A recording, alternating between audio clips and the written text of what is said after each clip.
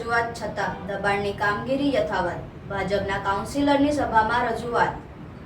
વડોદરા મહાનગરપાલિકાના ભાજપના કોર્પોરેટર પરાક્રમસિંહ જાડેજાએ સામાન્ય સભામાં ગંભીર મુદ્દે તંત્ર દોર્યું હતું. સમા વિસ્તારમાં જલારામ મંદિર પાસે ગેરકાયદેસર બાંધકામ મામલે બિલ્ડર અને તેના મળતિયાઓ વિરુદ્ધ અનેકવાર ફરિયાદ બાદ પણ કાર્યવાહી ન થતા હોવાની વાત કહી અનેક આક્ષેપો કર્યા હતા. હવે રજૂઆત કરવાની મર્યાદાની લિમિટ આવી ગઈ હોવાનું જણાવી તાત્કાલિક કાર્યવાહી કરવામાં આવે તેવી ઉગ્ર રજૂઆત કરી હતી.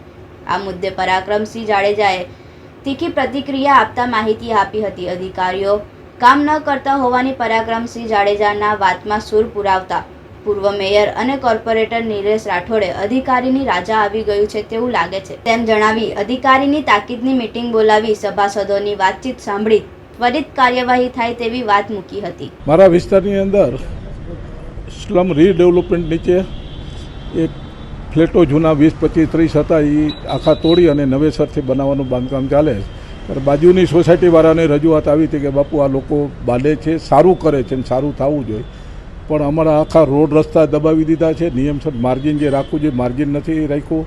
અમારી પાણી ગટરની લાઈનો બધું તોડી નાખી છે. એ બાબત મેં કમિશનરશ્રીને ધ્યાન દોર્યું અને એને પણ તાત્કાલિક એક્શન લઈ અને અધિકારીઓને મોકલા, તપાસ કરાવી અને એને પણ વ્યાજબી લાગતા એને નોટિસો આપી અને જુદી જુદી નોટિસો પછી એને સ્ટે ઓર્ડર પણ આપ્યો છે બાંધકામ ન કરવા. તેમ છતાંય નાનું મોટું બાંધકામ કરતાં ફરીથી ધ્યાન દોરતા એને તરત એની રજા ચિઠ્ઠી રદ કરી નાખી છે. હાલમાં રજા ચિઠ્ઠી રદ છે, કામ બંધ છે.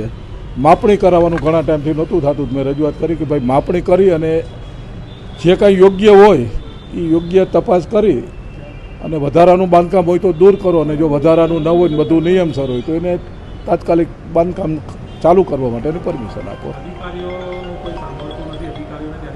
આ વાસ્તવિક સ્થિતિ છે કે અધિકારીઓનો જ અત્યારે કોર્પોરેશનમાં બહાર સાઈડ ઉપર જાય છે. કોઈ નવો જે અધિકારી આવ્યો છે ટાઉન પ્લાનિંગમાં એનું કોઈ સાંભળતું નથી.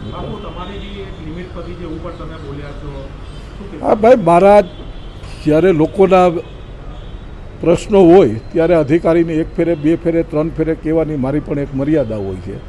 બહુ સ્પષ્ટ કહું છું કે ભાઈ હવે અધિકારીઓને કહેવાની મર્યાદા મારી પૂરી થઈ. હવે કમિશનરને જ કહીશ કે ભાઈ તમે પોતે જ સાઈડ ઉપર આવીને જોવો ને તમે જ આનો નિર્ણય કરો.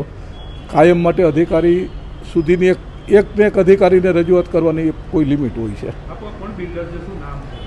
કોઈ બિલ્ડર બહારનો છે, એનો લોકલ બિલ્ડર નથી કોઈ.